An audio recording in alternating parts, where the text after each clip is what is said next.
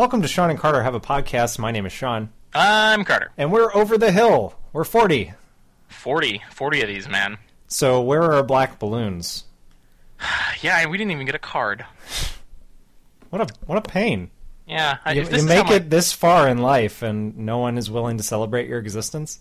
If this is how my real 40th goes down, I don't know. I kind of like not having a big deal made of my birthday. I think that's a very American thing, that when it's your birthday, people are like, it's your birthday! You don't have to do anything today. And I don't like that. I just want to have a normal day. Yeah, my birthday is in the middle of some... Well, our birthdays are... Like a week apart. The same, yeah.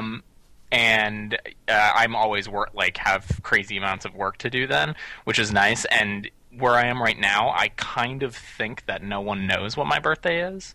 So I'm going to see if I can fly under the radar. Maybe it had something to do with the fact that my birthday was during the summer. Because I never had my birthday during school. And I guess some teachers in elementary school did like a half day or a half birthday for people who missed their birthday. But like, I kind of liked not having to be like, yeah, it's my birthday today, to like 100 people who don't care. I remember in my elementary school, we're going to talk about schools in a little bit. I remember in my elementary school, which was a public school, but it was tiny. Every person's birthday in your room, you had a classroom through most of elementary school. The room mother or whatever would make sure that there were like cupcakes or something fun. Ours was like an office. We just had to bring our own. No, well, it was facilitated. Gotcha. So maybe you brought it, maybe someone helped you out, and then I never got to experience that. I was always a little bitter about that. Because it was like August 17th, like 2 weeks before school started. Exactly. Mine was even closer. Yeah, like right before school starts, and I don't get the cupcakes. It's not fair. It's not right. Okay, Shawn and I we got a deadline on this podcast. So we gotta move. We gotta get through this agenda. We got a lot to cover. We do. We gotta start where I think the heart and soul of this podcast is video games and Nintendo. Like it was such a formative part of our lives, and maybe we don't do so much of it now, but we always have a lot to say. Yeah, we've never actually had a main topic or anything that we were like, we should talk about Nintendo this week. It's just constantly come up. Right. Well, it's come up again this week because Shawn, you did a video where you got out all of your N64 games. Yeah. It took me back, man. Not all of them. I can't find all of them. Did you find Mario Kart? I haven't found any of the ones that I was missing. I have a feeling they went with my sibling, and it's possible that they're gone. That's madness. Madness. I never had an N64. I waited too long, and then I'm a bad Nintendo person. I got caught up in the PlayStation hype. I thought it was going to be so much better than the N64, and it wasn't. And the games for it were kind of mediocre. It was a different type of success. Yeah, and I know that the PlayStation itself was very successful. Probably not in the same way as that the PlayStation 2 was successful. No way. PS2 is insane. Yeah, I mean, I think our audience is old enough to remember kind of the politics of that, right? Like the PlayStation 2, the Xbox, and the GameCube. The console war of that generation of video games was epic. It was the sixth generation. Epic beyond all reason. Way beyond the Xbox 360, the PlayStation 3, and the Wii. The stakes were incredibly high. I mean, just the fact that Sega had just dropped out after being a major player in that race for the last decade and a little bit more. Yeah, well, also something interesting about Sega is that. Oh, am I getting my history right? The Dreamcast, that was Sega, right? That was their last. That was their last one. The Dreamcast was developed in partnership with Microsoft, who subsequently developed the Xbox, and a lot of ideas that went into the Dreamcast ended up being executed on Xbox, including a Linux operating system. Yeah, and also, oh my God, this is such a bizarre little fact about the Dreamcast, a console which I think 30,000 of them were ever sold. No one's ever played on a Dreamcast. I have. Thank you very much. I have too, but I'm just saying, it's not a very. That was the first place I played Soul Calibur. Ooh, Yeah, that was a launch title for Dreamcast. That was a good game. One of the original intentions on the Dreamcast was that it would run a version of Windows CE. That's right. I forgot about that. You could like run Windows applications on it or some crazy thing, you know. So anyway, whatever. We could get into the history of consoles, like, and just drag this podcast all the way down. You mentioned on your video, the bundled Nintendo first-party title for the N64 was Mario 64, and it's a great game. Yeah, and it is a great game. It was the first 3D platformer that Nintendo had tried, and they kind of set the bar for everyone else for the next several years. Yeah, I mean, it's really interesting. Those I don't know if it's really true of the Wii. I've kind of fallen off. I'm not a good gamer anymore. The bundled titles for the SNES and the N64 were some of the best games that were ever made for those consoles, like in their lifetime. Right. You know, I'm thinking of, like, for the SNES, one of the later games, as it was kind of in the twilight of its run, was Star Fox. Yeah. And Star Fox really, really pushed the boundary on what you could do on an SNES. And it's a great game, and I loved it. But I still don't think that it was better than Super Mario World, which the cartridge came with the game. It was one of the first things that was ever made for it.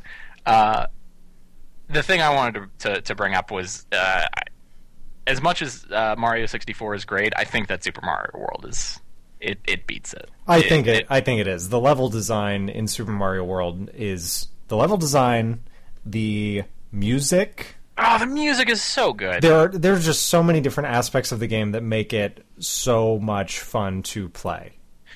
I've played it on 3 separate consoles and have played the hell out of it each time. There's so much to play. There's so much to do. I mean, like, if you wanted to be really critical, you could say that the final level is kind of not very challenging and boring. But that's the way most Mario games are. Yeah, and the final level in Super Mario World is basically like just another thing for you to do, and there's like a million other things for you to do, right? I mean, like the actual final, you know, the Bowser level, it's like, yeah, you can do that, but it's, you know, oh, you've beat the Bowser level. Have you, like, you know, have you opened all the roads on the Star Road? Yeah, have you done Tubular and, you know, Groovy and all that? Like, there's so much more to do, and those levels are so challenging. It's almost like it's kind of like they were thinking of the meta game that so many developers spend so much time thinking about now, about like achievements and rankings and stuff. Nintendo was like, how else will people want to play this game? How else can it be fun other than just jumping on the bad guys' heads or shooting them with shells or whatever? Like, what other ways can we think of the player to play the game that will be fun? Right. I think there are 96 levels or screens that you can get through, and maybe 2/3 of them are traditional on the map. Mm-hmm. Yeah, and that's a great point. That's a way to bake in that meta game, to bake in achievements without it being, you know, achievements. Mega Man, yeah, like popping up on your screen like, you killed 100 of these things. Like, oh, that's arbitrary and random. Thanks. Right, they give you clues, right? You know, I love on the map how when you beat a normal level, it starts you off. When I beat a level, one of those little dots, it gives me a dotted line to the next level. Mm-hmm. And if there's a secret, it's going to give me another dotted line to where the secret is going to be. And it's like, aha! And you're like, oh crap, I missed something. So I missed something. I need to go back through here. There's something that I missed. And if I do that, so they give you... It doesn't tell you that there's a secret exit. It shows you. It shows you, and it doesn't even. There's not even a little thing like, you might have noticed these little dotted lines.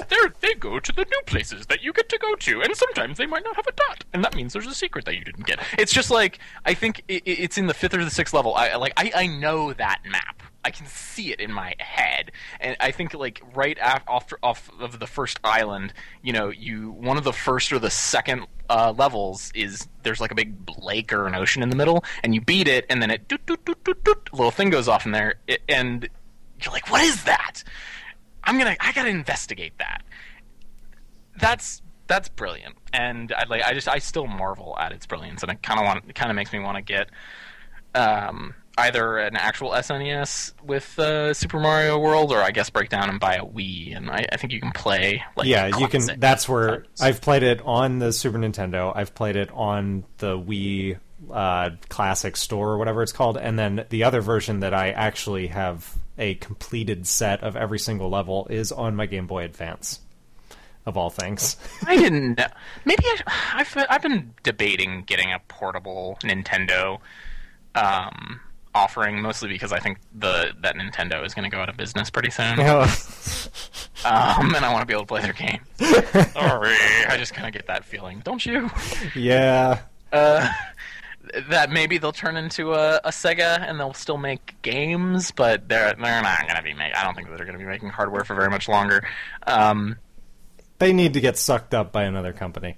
I guess. I don't. That might be their only option. Anyone else will corrupt them. Well, what needs to happen is maybe Sony. I don't know. Someone needs to have a crisis, like a developer crisis, and sort of like Apple in the early to mid 90s, have a crisis, like a company crisis, and then they buy Nintendo, and basically Nintendo takes over that company. Okay. Infects it, and changes the company culture. I would approve of that. So Apple had this crisis in the 90s, and they bought Next, and they got Steve Jobs, and they bought Next, but really Next took over. Gotcha. Or like Pixar and Disney. Disney was having kind of a crisis as well, and they bought Pixar, and and then the world of animated films changed forever. Forever, and Pixar has changed the company culture at Disney. Next changed the company culture at Apple. I hope that Nintendo can, if they do have to get bought by someone, that they can, take the good things that come along with them. Right, and please Nintendo, figure it out because we need you. So you were talking about the best game on the 64, and just sort of games on the 64. I had a quick question for you. Would you say you prefer, or you think is better, Mario 64 versus Ocarina of Time? I've always preferred platformer type games. I like that type of game that I can just pick it up and play it for 10 minutes. Mm-hmm. I think Ocarina of Time is an incredible Zelda game. If you're going to compare Zelda games, start there. But sure. If I'm going to pick one to play for an hour, it's going to be Super Mario, because I'm going to jump in, I'm going to go to Babam and throw the big king off the mountain, and I'm gonna there's so many things that I just know how to do that I'm gonna jump in and I'm gonna be I'm gonna slide down the ramp and get to the end of the castle. And in Zelda I would just be well, I don't want to start this all over again.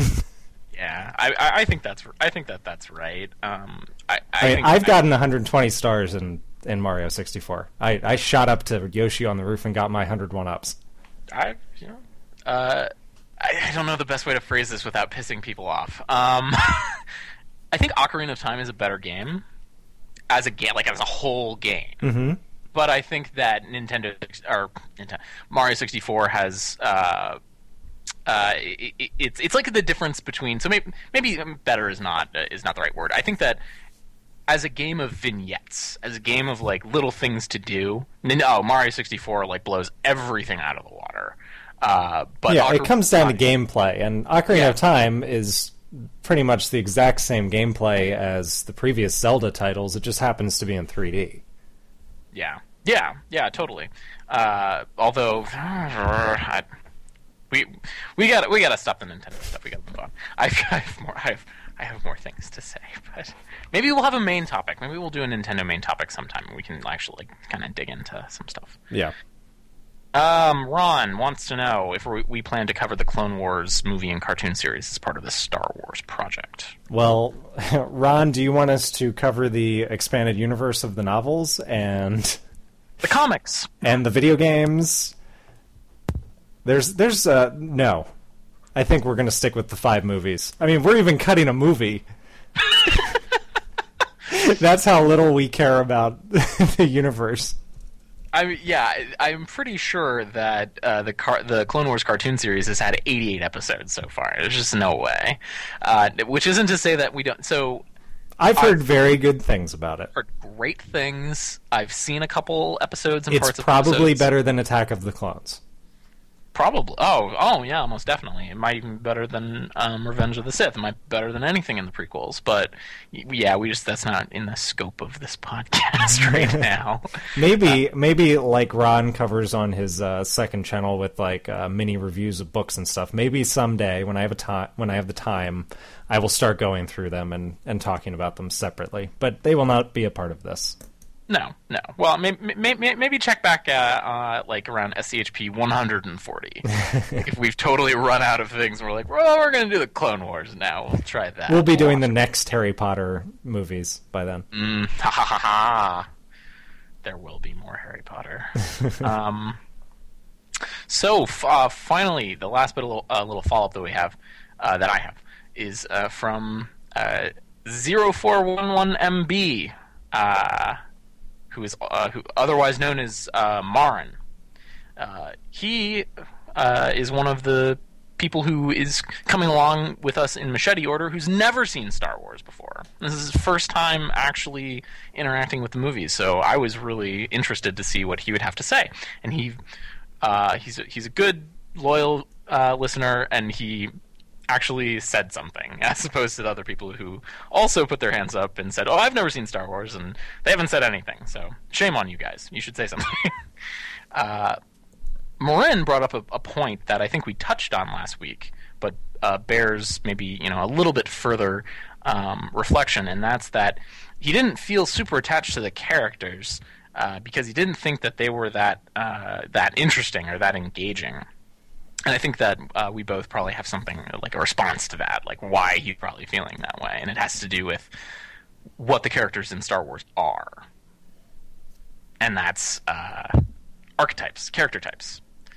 They are just shadows of complete characters. Yes, you've got the old wizard, the rogue with the shadowy past. Literally the princess. The princess, the damsel in distress. Actually, Carrie Fisher and Princess Leia, she plays several roles. She's the damsel in distress. She's the princess in the castle. She's also the warrior princess at some times, right? Mm-hmm. And that's kind of what they went with in Empire. They tried a couple different things in Star Wars. There's Leia as diplomat and senator and leader, and there's Leia as damsel in distress, and then there's Leia as taking the gun from Luke and shooting down the hallway, and that's what they kind of went with in Empire, and I think that they probably made the right choice there. Yeah. She's the interesting one, and the other ones are, the Leia who talks about... this is a diplomatic mission. The Imperial Senate will not sit still for this. It's like, whatever, Leia, I don't really care. But the Leia who says, into the garbage chute, flyboy, that's what we want to see. We want to see more of that. So, and we're going to see real characters this week. In Empire, which we'll talk about soon. Much more complexity and growing relationships between them that have strong effects. Yes, I mean the writing in Empire, is a step up from the writing in Star Wars. The script itself entirely is just it's out of this world, and it's why it is. I believe it's the number 3 movie of all time on the Empire 500 list of movies. There's a reason. There's a reason. Below The Godfather and Shawshank? No, it's below The Godfather and Raiders. Okay, thank goodness. Shawshank is up there. I mean, it's probably... I don't know where it is, but it's in the top 10. I've never understood why that's sat at the top of the IMDb top movies forever. Yeah. It's a good movie. I'm not sure that it is the greatest movie. No. I don't think so. I have a little bit of follow-up. Yes, please. The Avengers we can't get it to go away. I saw this week, in case you didn't realize, movie studios really do think this far ahead. The Avengers is coming out on DVD September 25th. We already know the release date and all of the features that are going to be on it, including, and I thought this was interesting, we kept talking about Kobe, what's-her-face from How I Met Your Mother. her character's name is Maria Hill. That's her actual name. There are, listed in the features on the DVD, deleted scenes, including an alternate opening and an alternate ending that are both titled Maria Hill Interrogation. Huh. So what do you think about that? I think we felt like we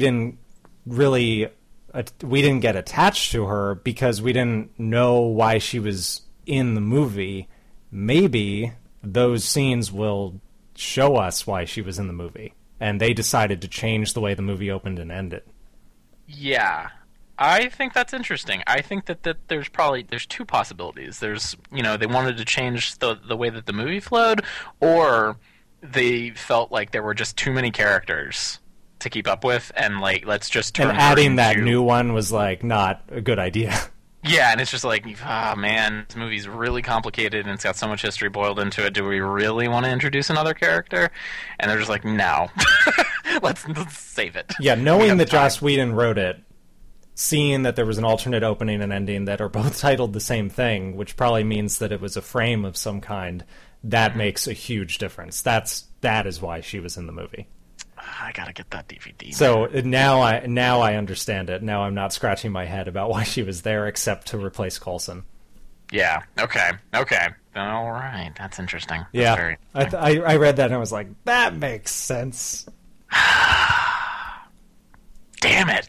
I gotta wait until September or whatever to figure this stuff out. Yeah. All right.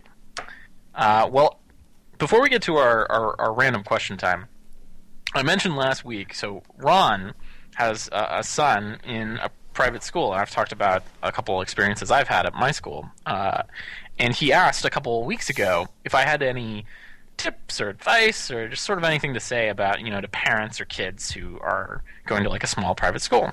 And last week I said, yes I do, not this week.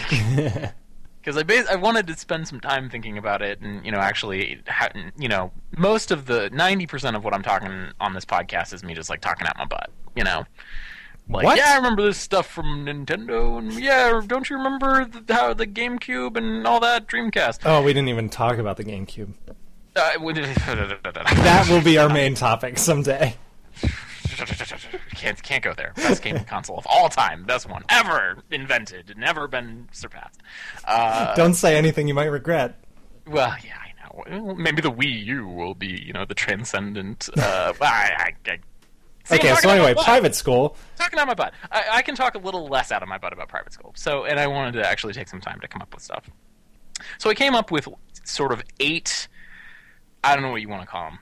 It's not like tips, pieces of advice, 8 quick hits from me and this is mostly for parents of kids in smaller private schools or just small schools in general.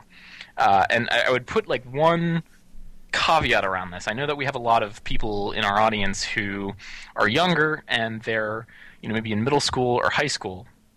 This advice may not resonate very much with you. This is advice that has come out of, me going through school and then spending years and years outside of school to think about it. So I know that if I had heard some of these things when I was in middle school or high school, I'd have been like, yeah, whatever. What do you know? But that's what 10 years will do. So here we go. Number 1, welcome the new kids, please. Please. So what do I mean by that? Small private schools almost every year will get a little bit of turnover in the class.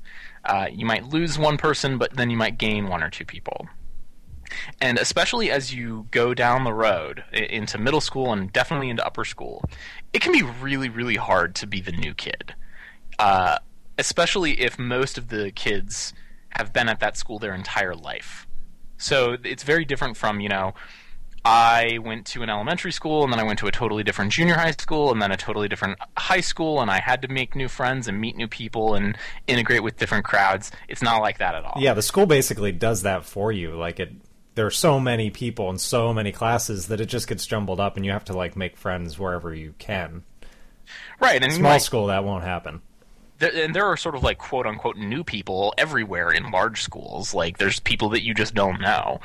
In a very small school, that's not true. And I was a new kid in 7th grade at my school, and people took the time to, schedule, whatever, like a play date or whatever, like going to a movie or, talking to, talking to some parents of new kids. I think for Ron especially, if you've been with your son this whole private school experience, you might want to take a little extra initiative if there's a new family to, reach out to the parents and, let them know a little bit about the school, because it can be a really it's an unusual experience for a family. So welcome the new kids, please.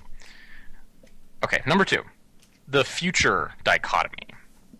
So I think this is true in all schooling, but it's really true in a private school or like a college prep school.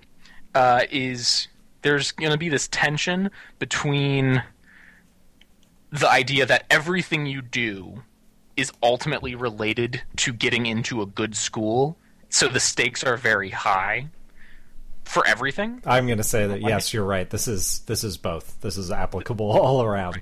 So there's that on the one hand, and then the other side of that is you need to have a good experience and you need to learn things and not feel like every little thing is a big deal and every little failure has earth-shattering consequences. Mm-hmm. That's a hard thing to wrap your brain around. Especially like if I don't do well on the this test, then I'm not going to get into this honors class, and then I'm not going to get into this AP class, and I'm going to do bad on the SAT, and then I'm going to end up blah blah blah blah blah. In a gutter somewhere, right? Right. That's where it always ends up. You're going to be in the gutter. You're going to be living in a van down by the river. Just you have to be mindful of that and walk that. Understand that there's a tension between those two things and take things seriously, but don't take everything seriously. Otherwise, you're going to turn into my friends who completely burnt out. And some of them did great and they're doctors now, and some of them like completely burnt out because they just couldn't deal with the pressure. When you get to college, you realize, or university, you realize how little so much that you did really matters anymore. And then once you get out of college, you realize how little of college actually mattered. Yeah, that's very true. Maybe we'll talk about college. You walk into so many different realities that you're like, oh, okay, yeah, I'd spent a year doing that. Yeah. Okay, number 3. Watch out for cliques. This is a big one. This is a universal thing. This has nothing to do with school. Yeah. In a very small school, cliques can be very dangerous. Yeah, they can. Because there might be 1 or 2, and that's it. Right. So that's something that you should watch, like Ron or a parent specifically, is watch out for cliques. Watch out for your child, forming a bond with a group of people that is actually socially and personally detrimental. An unhealthy environment. Yeah. It can be hard to break those things up, but, the more you're aware of it, the more that you can take a proactive action as a parent. Watch out for cliques. Number 4. There are opportunities everywhere. Force your son to take them. So, in a small school, and especially a small private school that has that might have the capacity and the bandwidth to have lots of programs, there's lots of things that you might not otherwise be able to do. So, and I didn't take opportunities when I was in school because I was, a stupid teenager and I thought I knew everything. And my mom didn't really force me to. So I had an opportunity to be on both the soccer and the lacrosse teams. And I ended up really liking playing soccer and lacrosse on the side, but I never really ended up doing those as a sport. And I think that I probably had a less full and less fulfilling middle and high school experience because of that. So make sure that you're out there with your kids. And if there's a school trip, an optional school trip to Quebec, or an opportunity to volunteer at a food bank, and you might not, your son or daughter might not otherwise do that, maybe think about making them do that and maybe they'll end up liking it and it'll be a big part of their life. Yeah, you have no idea what those kinds of experience you might learn something about yourself that has absolutely nothing to do with the experience itself. It could be someone that you meet there or something.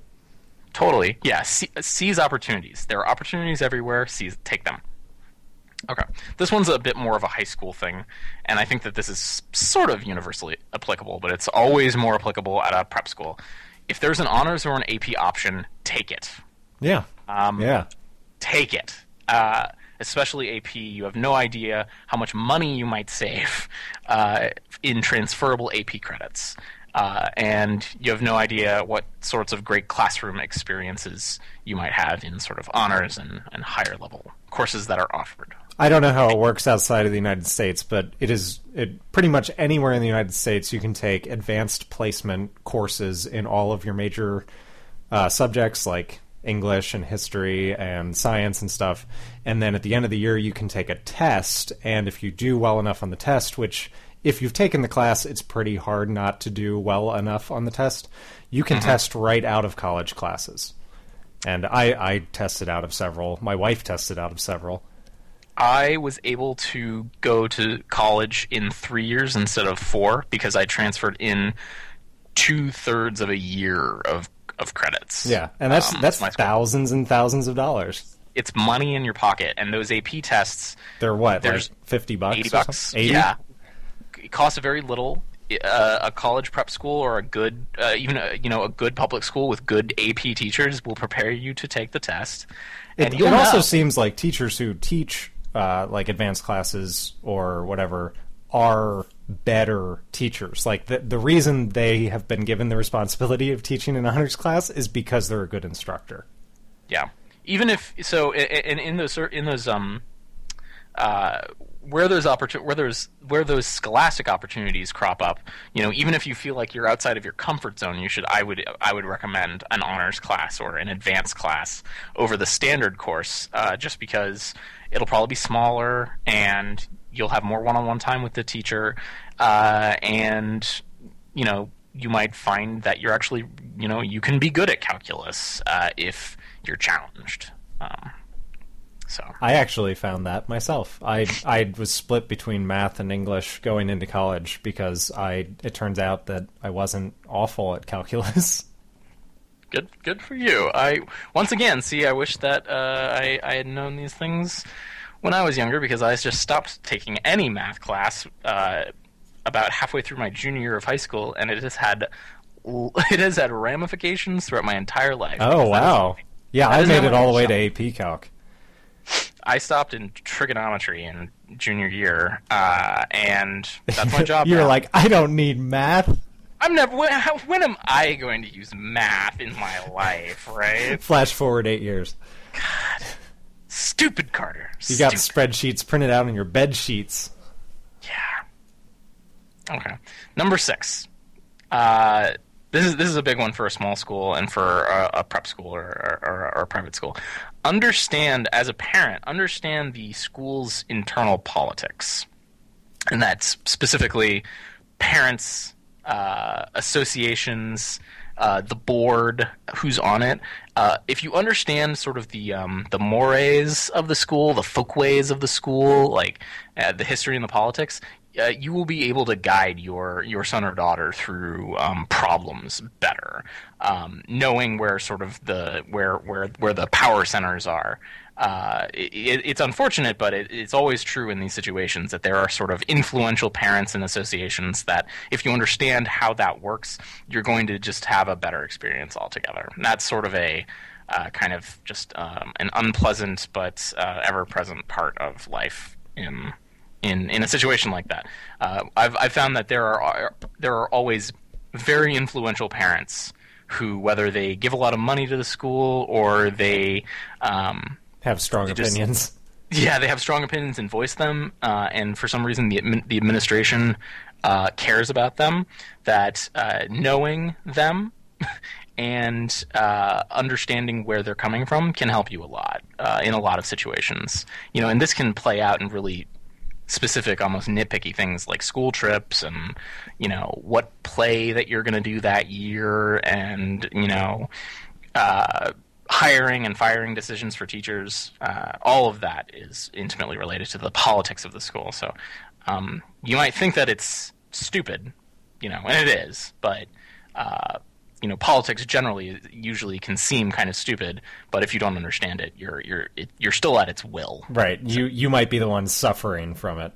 Yes. So don't, just because you might think that it is silly, you should understand that it is important, that you at least understand it. Okay. Number 7. Get in good with the college counselors as soon as you can. They will be your best friends. The whole idea behind a college prep school is to go to a good school, to go to a good college or university. And they usually employ really seasoned professionals who can help you make a good college decision. Not just get you into the best school, the highest ranked school in Fisk or U.S. News and World Report, but they can help you get into a school or a program that is really right for you. Right. But you need to have a relationship with the college counselors. You must do that. If they don't know who you are, they can't help you. Exactly. So meet them early, meet them often. Make sure you have a personal relationship with the college counselor and the college counseling program. I think Ron has a few years to wait for. Well, yeah, you don't Matthew, need to do that. But yeah, you don't need to do that now. A lot of this is like middle school and high school stuff, but this is stuff you need to be aware of. So, and this is the final thing, and this is tough. I don't have I couldn't think of a couple word or phrase thing to call this, So, this is a whole sentence.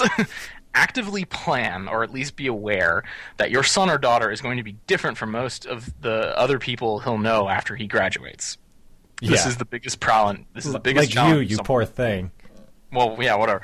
They're not going to have had the same experience as a lot of people. So this can play out in strange ways. If your son or daughter is only used to going to a school where the average class size is 20 people, and they end up going to a university of 40,000 kids where the classes have where there are 10... It's an auditorium. Yeah, there are 10, political science 101 classes with 1,000 kids in it each, and they have to deal with a teaching assistant or, some sort of bureaucracy to interact with the faculty. They're not going to understand that at all. Yeah, that will be culture shock for sure. And they're probably they probably had the same friends all throughout school. They went to all the same classes with them all the time. This is why I also say watch out for cliques, even positive cliques. If your son or daughter is friends with the same 5 people and does everything with those 5 people for 18 years from pre-K through graduation, it can be really, really tough to split up that group and for them to be successful at making new friends.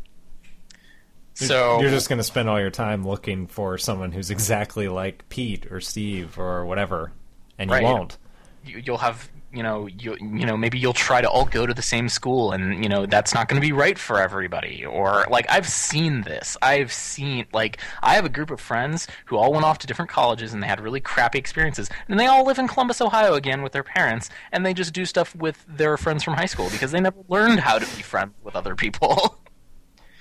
That is the number one biggest thing that I would have liked to have kind of understood.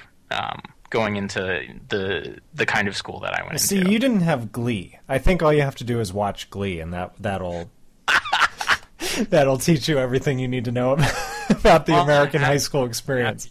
Watch Glee, then he'll understand about it. Why don't kids in my private school go dancing and singing down the hallways? Yeah, right? I feel like I'm getting ripped off. So yeah, those were my tips. That's my advice. That's what I would have to say. And mostly it all falls under the category of, your son or daughter is going to be like everyone else's son or daughter, but there's a couple things that are a little tricky and different, and you got to watch out for it. And it's good to know about it. The politics thing is the worst. It's not the biggest thing, but that's the worst. Those types of programs always have power centers that you have to deal with, and it's frequently very unpleasant. Yeah, often there are big egos involved. Yes. Yeah. We got basically one random question, and then we're going to talk about Star Wars. Cool.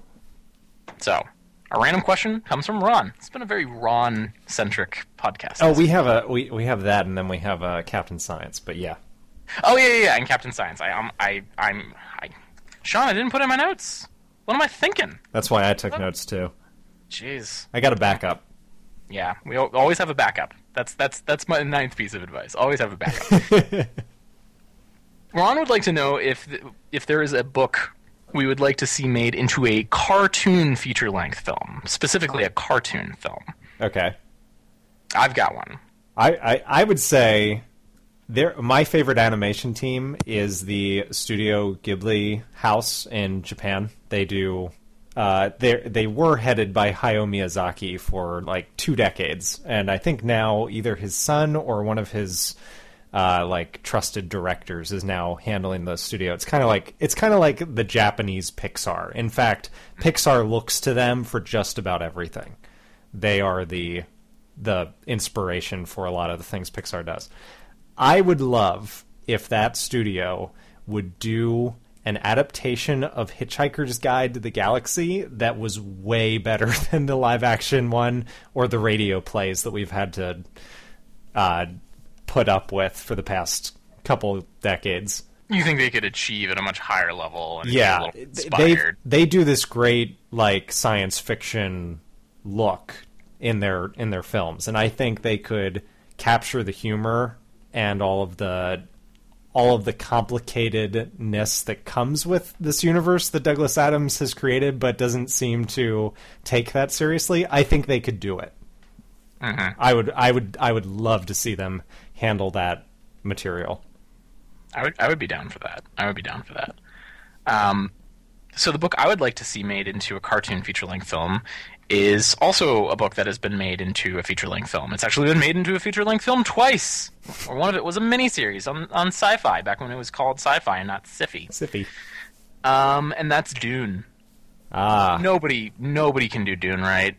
I am convinced that a live-action version of Dune will always fail. That's my impression about Hitchhiker's Guide. I feel like it just can't be done. I mean, they couldn't even get Zaphod right in the live action one because they don't know how to give him 2 heads and 3 arms. Like it's just too difficult to get all the physics right. Yeah.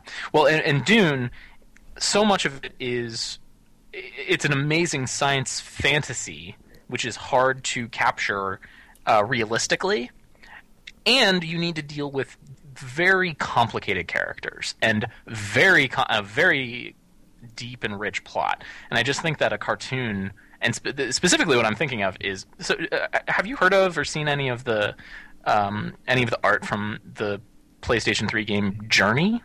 No. Oh, yes, I have.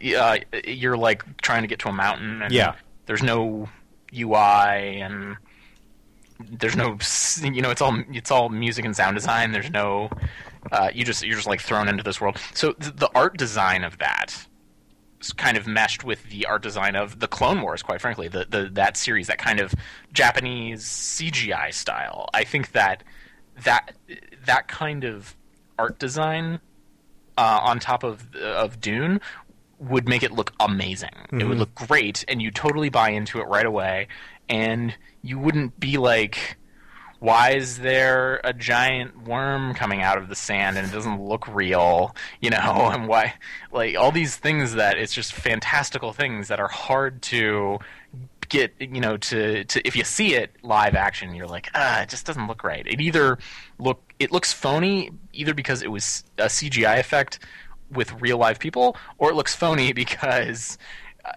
they phoned it in, like in the David Lynch version, and I know in his version he had the aliens who moved the spaceships around. He put it in Dune, even though they weren't in the book Dune.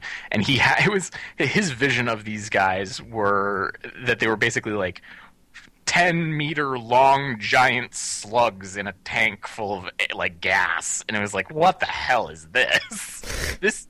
next to Patrick Stewart and Sting. You know, I'm constantly amazed that David Lynch was given that film.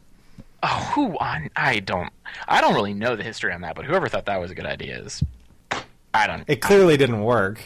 It didn't work. It was not a huge success. No, and I can't watch it because it's terrible. And he changed so many things. Here, a budget of $40 million, box office of 30. That should tell you all you need to know. Exactly. And the sci-fi miniseries was a lot more true to the book, but it just didn't work very well. It was just like, yeah, this is kind of lame. You know, it was just sort of so-so. And Dune is not so-so. Dune is anything but so-so. Just like Hitchhiker's Guide. My impression, I haven't seen the whole movie because I thought it was boring. Oh, you don't need to. You really don't need to. Hitchhiker's Guide to the Galaxy, that first book, I read it pretty frequently. I usually read it in a sitting or in a day, and it is anything but so-so. It is like, whoa! And you want the movie to be like that, and it was just sort of like, meh. Yeah. It basically covered all the events without any of the real charm. They tried to capture it with that voiceover, whoever narrated the Hitchhiker's Guide, but it just didn't, it still wasn't whole. It was like Stephen Fry or something. Was it? Oh, I don't even know. If it was, I didn't know. Oh, we'll look it up.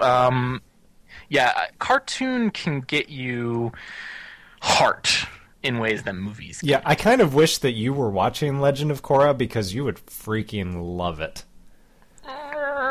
You don't have the time because you have to watch The Last Airbender before you can even get there, and that's 3 seasons. So you're way behind. But Avatar The Last Airbender captures exactly what I want The Hitchhiker's Guide to be. It's like that perfect line of sentimentality and history of a world that is completely fictional, but also a ton of humor and lightheartedness, and it's just awesome. You would love it. One day. One day. One day.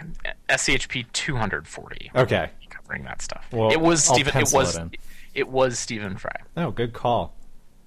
That would explain why you had such a humorous way. That guy's got a good voice.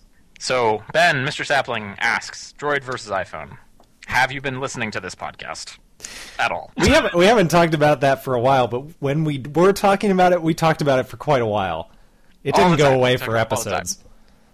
I mean, I think we lost members of our audience who were just like, oh, all they do is talk about how Apple is so great and iPhones are so much better than Android devices. And that was a long time ago. Android devices have gotten better. Ice Cream Sandwich was released when we were talking about this. Yeah. And, you know, unfortunately, because Android has fragmented all the hell, you all can complain about me in the comments, most devices don't have Ice Cream Sandwich on it. But, you know, we've done that before. Our opinions are probably pretty clear. Ben, if you're listening to older episodes, hopefully you'll stumble upon our opinions from earlier. Yes. All right. And Captain Science time? Captain Science. This question was also... was it from Marin? I think so. I lost it now. I think it was. He asked to explain... he asked if it was possible to explain why we use divisions like seconds and minutes. And... I have a pretty simple explanation worked out. So the day has been divided into 24 hours for over 4,000 years. So obviously we've been using this idea for a while. And I think the easiest way to think about it is to think of a sundial. A sundial is the way that anyone would have told time in ancient days. And a sundial works in a circle. It's impossible to not get it to work in a circle because the sun goes around the earth. And if you picture a circle, what's the most simple way to divide it? In half, and then probably in half again. And eventually, like, every civilization on the planet had worked out, like, quarters of a day or something smaller than that. And Egyptians were the first ones to actually divide it into 12 hours of day and 12 hours of night. And then it's just a matter of mathematics till you work out 60 radians in a circle is just like a good number. And there were 3 independent civilizations that had all come up with a time interval that was very close to a second just by coincidence. Yep. Evolution is insane. It's geometry. The standardization of timekeeping is actually something that has helped civilization happen. The actual standard for a second was only defined the way it is now, like 40 years ago. Yeah. It's a very recent thing. I mean, in sort of like Julian Rome, in very early imperial Rome, at least, hours were not consistent. They could be as short as 45 minutes, or they could be as long as an hour and 15 minutes, based on the length of the day. Okay, so that makes sense. Right, because they divided the day and the night into 12 equal hours. No matter how long the day or night was. Right, because that's how they kept time, right? With the sundial. If you don't have something like a pendulum that can keep time with the Earth, you're stuck on arbitrary measurements, like just splitting something into 12 pieces. Right. So as the days get longer, the hours get longer, and people in classical civilization didn't think about time the same way we do. Actually, precise timekeeping is how the era of exploration took off. Like, we couldn't send ships out across the ocean if they couldn't keep time and figure out if we go this far, this long on this course, that means we're going to be here on the map.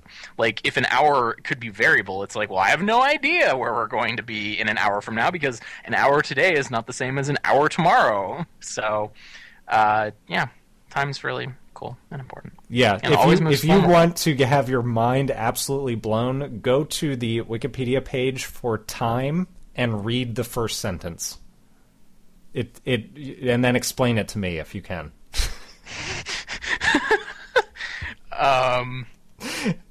We'll try that sometime. We won't read the sentence. We won't spoil it for you. Go to the Wikipedia page, likely linked in our link dump. All right. Well, before we do Empire Strikes Back, the greatest movie of all time, we just wanted to mention that, yes, there was a Marble Hornets video out this week. It was a To the Ark video. And guess what? He's still watching him. Yep. Watch closely, blah, blah, blah. He's used stock black and white footage from the 50s before, so that was nothing new. We would really like them to just get on with it. Get on with it! Please. This is like, Ferris Bueller milking the trampoline shot. It's like, okay, Marble Hornets, we get it. I get it. Let's go. Let's move on to Empire Strikes Back. I watched this movie last night. I watched it a week ago, so I'm a little... I've only seen it 500 or 600 times. But yes, I did watch it about a week ago. And I wanted to disclose to the audience that we are going to do this machete order, but I broke down and I had to watch Return of the Jedi right after. You just had to know what happened. Yeah, I had to know. I was like, wow, what is going to happen? You were like, this is such a downer. I need to know what happens. It is a downer. Anyway, The Empire Strikes Back, the second in the Star Wars trilogy. So put yourself in 1980. Imagine the culture. Imagine the Star Wars culture just going nuts for the past 3 years, and now finally a sequel has arrived. Can you imagine that people thought it would live up to the hype? I mean, it's a sequel to Star Wars? They can't do that. That's how you would have thought, Like, how can they do a sequel to Star Wars? And it's called The Empire Strikes Back? What the hell kind of movie title is that? Yeah, I mean, if anyone is at all familiar with the story, they're like, I thought they blew up the Empire. Wasn't that the end of them? Right. Aren't they gone now? Like, yeah, what more could you possibly do with these characters? Right? Like, what situations could you put them in? What story could you tell in this universe after, they won? They won! That's how we ended the podcast last week. They won! So what do you do now? It's, and if you were thinking, and you're not a brilliant, writer like Lawrence Kasdan, Kasdan, yep. Kasdan, he punched up Lee Brackett's script. He also wrote Raiders of the Lost Ark, by the way. He also wrote Raiders. If you're not a brilliant writer like those people, you'd probably think, oh, it's going to be like Luke in an X-Wing, blowing up TIE fighters, and it's going to be like adventure and, like Star Wars. And it's not like that at all. It's not like that. That is not the movie they gave us. We talked about how the first movie almost kind of felt like a mystery, like where Luke was uncovering these pieces of the puzzle. I think Empire really feels like this is the space opera that we were looking for that first time. Like, big stakes and big, bad characters and warriors going through their training. Yeah. Like, you get a real sense of scale and the universe in this movie. Yeah. It's a dark time for the Rebellion. And there's this big thing going on. We know it's the Empire versus the Rebellion, and we get to follow kind of some almost peripheral characters to the whole big fight, We're following Han and Leia, we're following the robots, we're following Luke, and... Yeah, after that opening crawl, which really sets up, like, the major conflict, you get a 20-minute sequence that doesn't have anything to do with it. It's just Luke getting lost outside. Like, you're like, wait, didn't we just hear about, like, the giant angry Empire? Right, and it totally speaks to the state of the Rebellion. They've been scattered.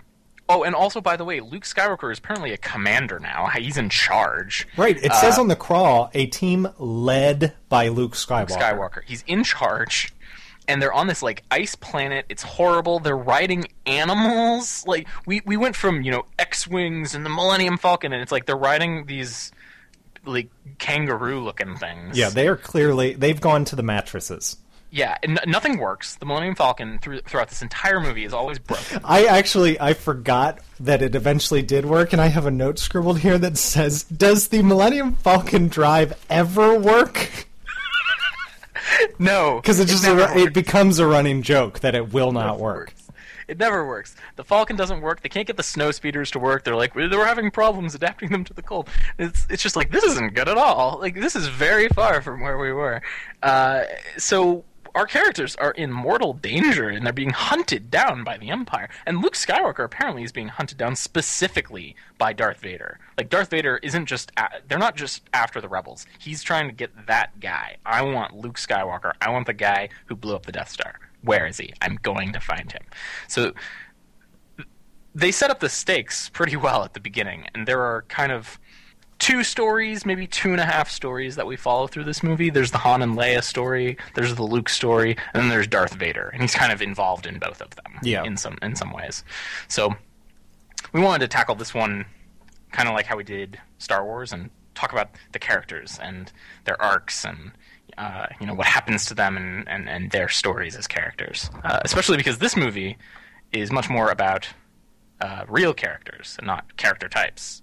There's actually a lot of stuff to talk about because these are human beings. And they're not these kind of these George Lucas style characters. Actually, call them. It's interesting that you mentioned that they are human beings, because there's something we should have pointed out in the first movie that I didn't even think about because it's almost impossible for me to consider.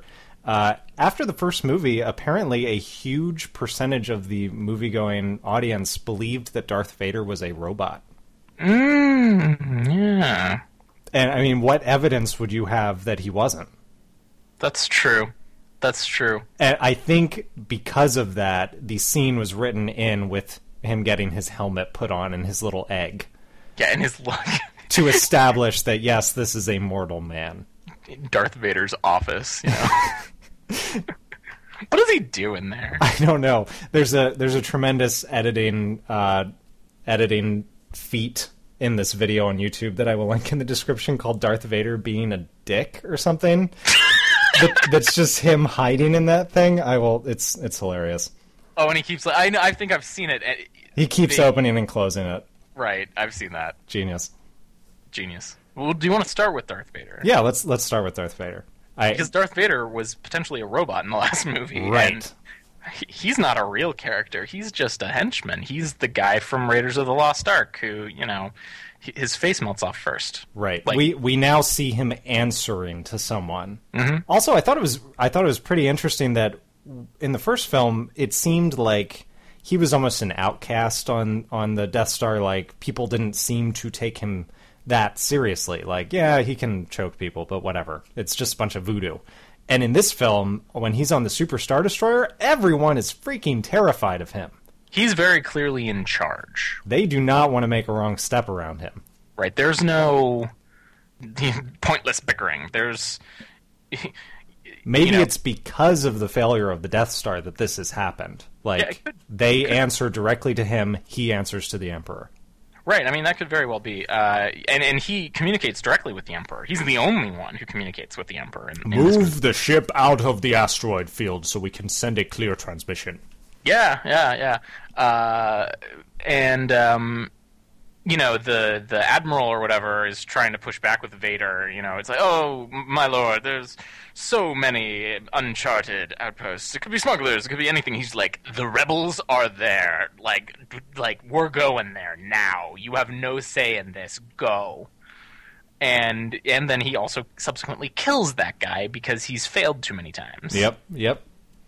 And that's another. So that we see the Force a lot more in this movie than we did in the first movie in action. That's one of those times when we can tell, like, there's something more to this Force than anything that Obi-Wan talked about in Star Wars, right? Apparently, if you have the Force, you can't just... we saw Vader choke someone in person in Star Wars. Now he's choking people through the TV. Right. He doesn't even have to be near you. He can kill you with a thought from his weird... clamshell thing. Yeah, this is a force that is to be reckoned with. Also, just one thing on Darth Vader is they improved his costume, or they used higher quality materials for his costume than they did in Star Wars, which helps. It's a little more realistic and black and shiny, and his eyes. They're fully black, whereas in Star Wars they kind of were like this weird brown, like sunglass kind of thing. Like maybe a person could see through them, and they didn't really worry about that in this one. They're like, whatever, just make them 100% matte black. Everything with Vader must be black. I remember the first couple times that I saw this film when I was little, when Darth Vader first appears on screen, it's just the back of his helmet silhouetted against the space as he looks out the window. And I just have this feeling every time I see this of the same feeling that I was when I was a kid, that it's just like, oh, there's Vader. Like, it's scary to see that helmet shape. Oh, yeah, they put a lot of time into that helmet. I mean, the original design came from Ralph McQuarrie in those early sketches and paintings, but that's brilliant. He's terrifying looking, which is what makes, Return of the Jedi. This is all payoff. They're going to pay it all off. Don't you worry, audience. So he has a real motivation now. Whereas in Star Wars, his motivation was, I'm a bad guy. Mm-hmm. Now, he wants to find Luke Skywalker. We don't know why he wants to find Luke Skywalker, and he wants to crush the rebellion with an iron fist. Well, the Emperor says that the problem is that he's the child of Anakin Skywalker. Yes. The Emperor says no child of Anakin Skywalker can be allowed to challenge us. Right. I mean, he's going to be mad powerful. And if he learns to be a Jedi Knight, he's going to be a big threat. And this is where Vader kind of... So when he's talking with the Emperor, he's holding his cards close to his vest, or close to his, weird chest thing. And he suggests, If he doesn't just agree to that. Yeah. If he could be turned, he'd be a powerful ally, right?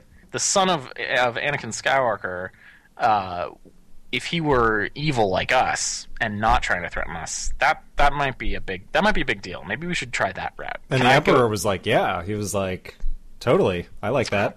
Well, the Emperor, the version I watched was the one where they replaced the old Emperor with the new one. I watched that too.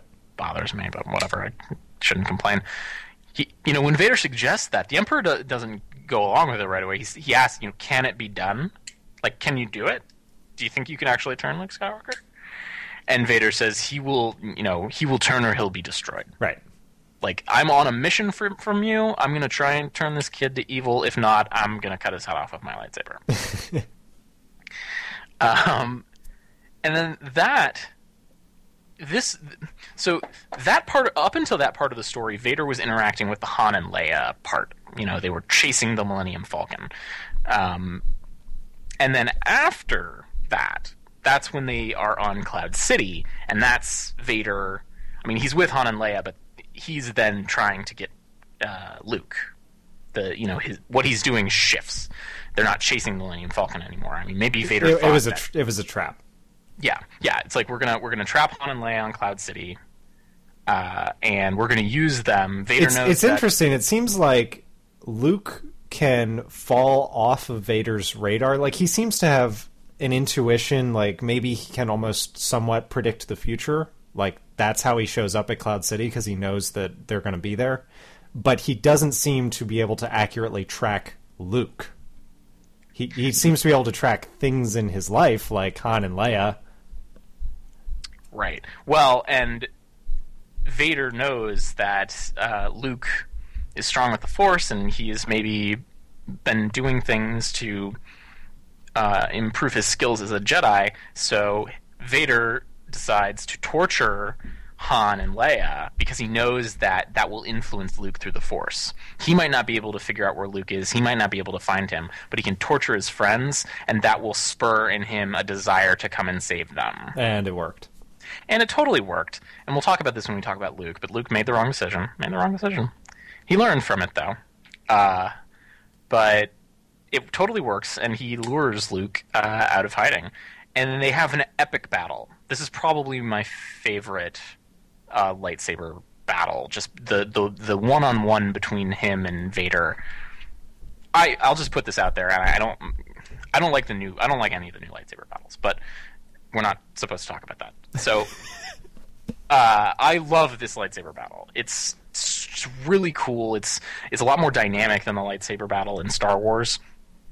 And Vader's just toying with Luke the whole time. Yeah, Vader plays like a cat and mouse game. I mean, he just disappears for different periods of time during the battle. He's like, I'm going to go hide over here. And then Luke can't find him for a couple minutes. He just wanders around in corridors.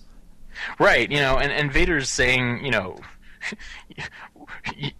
I'm impressed with your skills, young Jedi.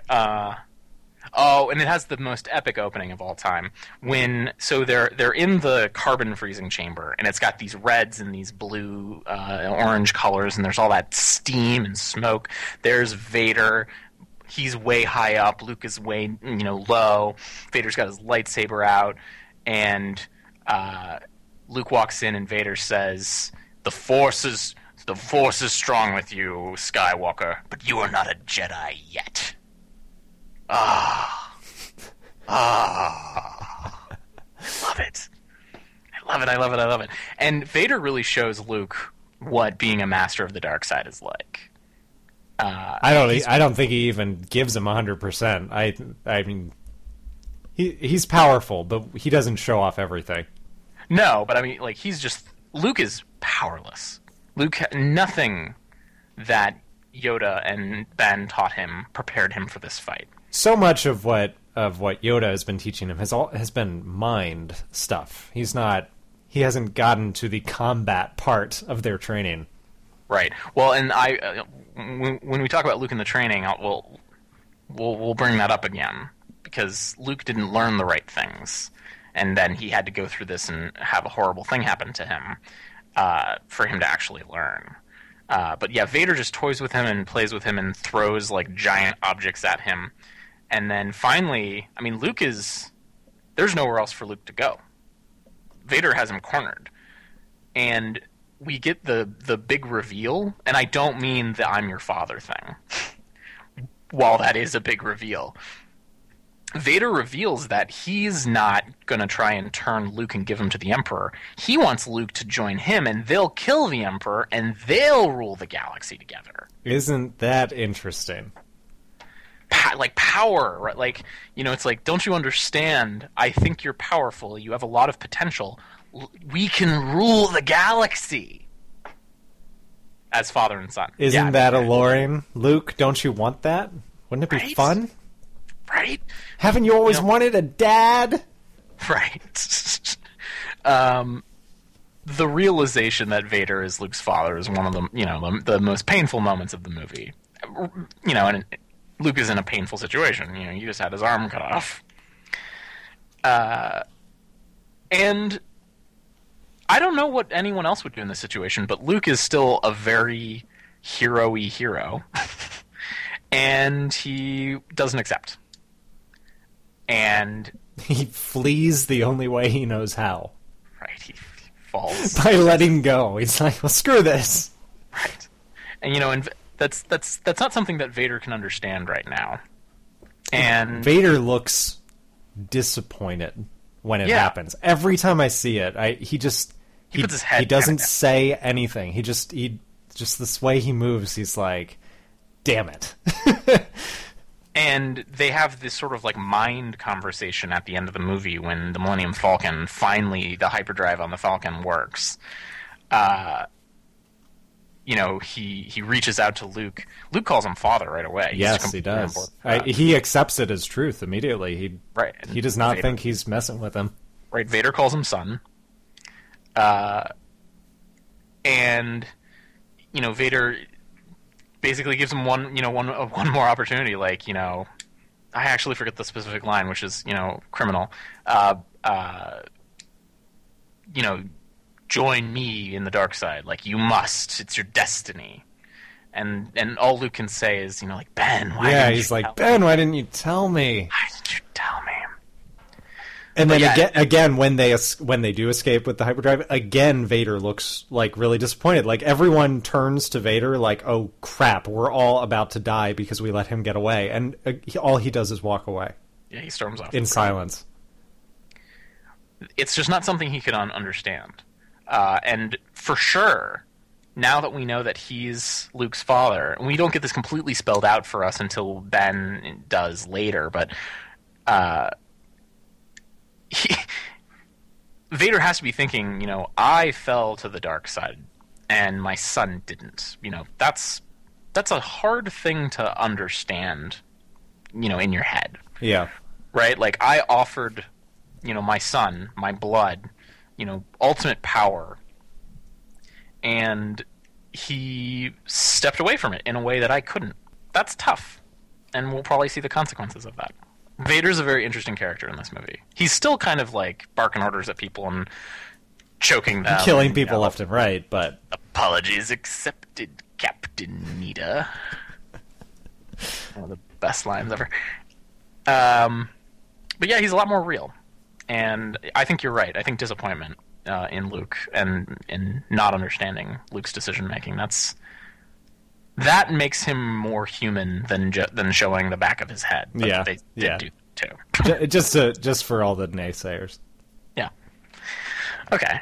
You wanted to bring up Chewie as a character since he has a little bit more business and things to do this time around. Yeah, he. I mean, we got a lot of situations involving Han and Leia and the droids revolve around Chewbacca, and because we can't understand what he's saying, we always have to like get it by proxy by someone's reaction to it or whatever. But I thought it was really interesting that Chewie really seems to care about all these people just as much as they all care about each other. And I mean, he does his part. He's part of the rebellion too, every bit as much of a part of it as Han is. Maybe he's not a commander or whatever.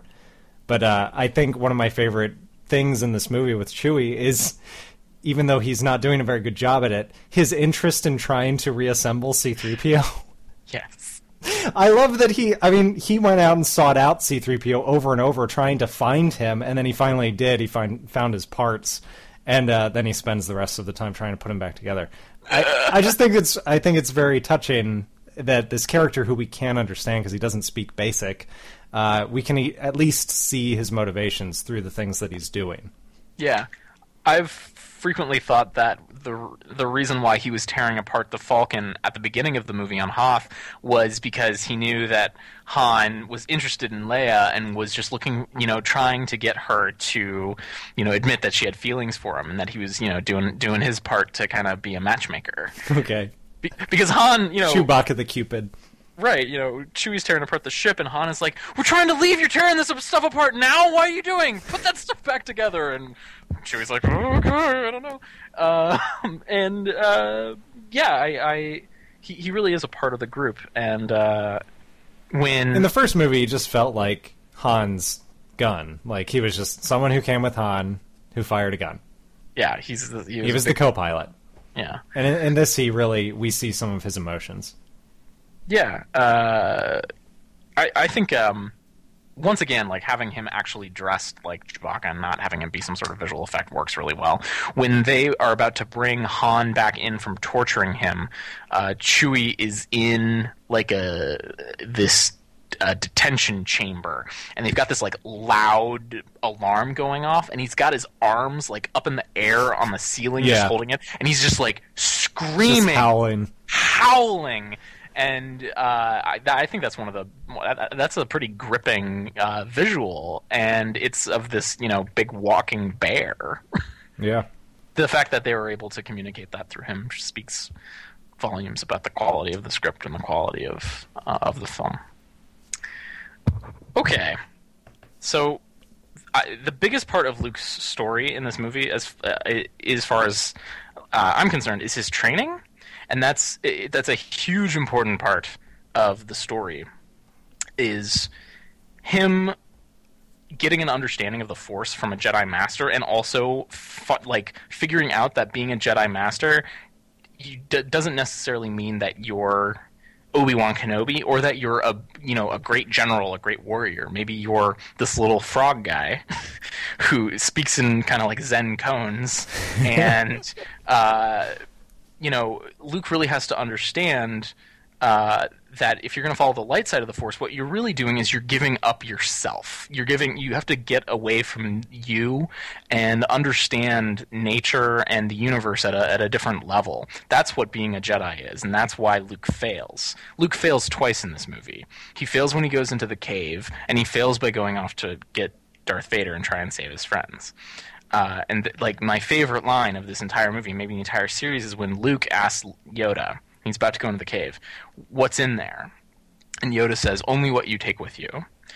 And Luke takes his anger and his frustration with him, and he sees Darth Vader, and he sees himself as Darth Vader. That's the Force telling him, if you're angry and you're frustrated, you're going to follow the dark side. That's what happens to bad people. That's what happened. It's like if you give in to hate, I think Obi-Wan says, "Don't give in to hate." When Luke is flying off to Bespin, that way is the dark side, and that's what Luke did in going to Cloud City, and he had his arm cut off. And for him he had to have a transformative moment where he understood that if he had just been patient and at peace and calm and passive, like Yoda told him, and he didn't rush off to Cloud City, his friends would all be alive. He'd still have his arm, and he wouldn't have learned this awful truth about Darth Vader. So that's going to play out. Han and Leia. Finish up with Han and Leia, the greatest love story of all time. I really felt on this watching of it and trying to get a distance from the story and not just thinking of everything, I really felt like a lot of this movie was Han's film. Han is a different character than who we left him as. He's spent 3 years with the rebellion now.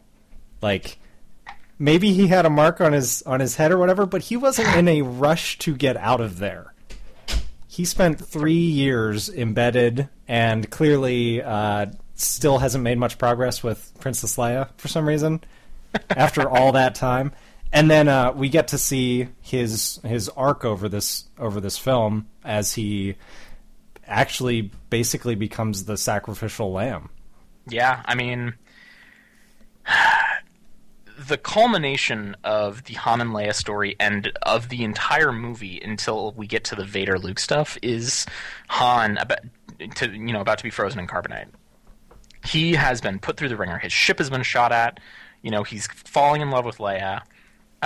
He's been betrayed by one of his friends, and he's going to be given over to the bounty hunters and taken to Jabba the Hutt, who has a death mark on his head. So he's probably going to die too.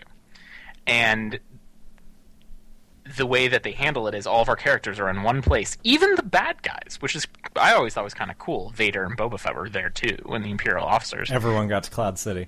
Yeah, everyone's at Cloud City. Everybody's in the carbon freezing. Oh, they're going to freeze him in carbonite. He should be perfectly safe in there, assuming he survives the freezing process. You know, and Leia finally reveals her, her feelings. You know, I love you, and then Han gets the best line ever. I know.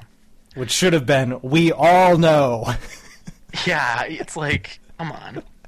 The only thing you don't have is an I Heart Han tattoo. So, this is a classic middle story movie. All of our characters... Star Wars set up everything. And now we got to see this awesome, space opera, like you called it.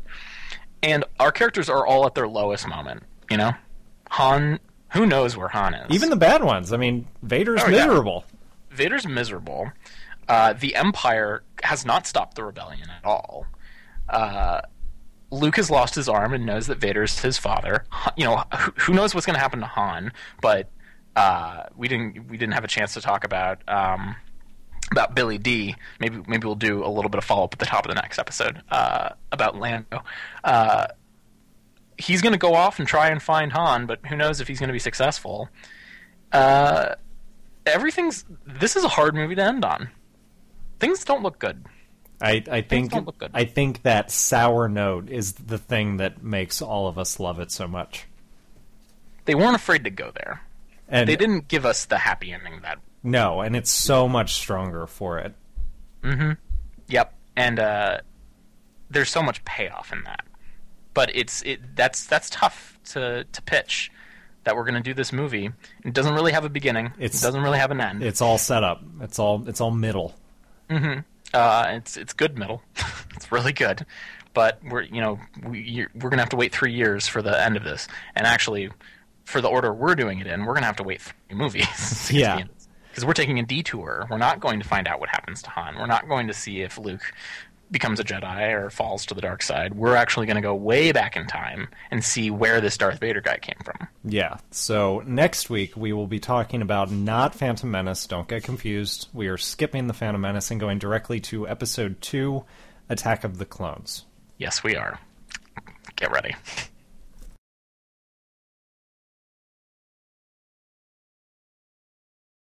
I think that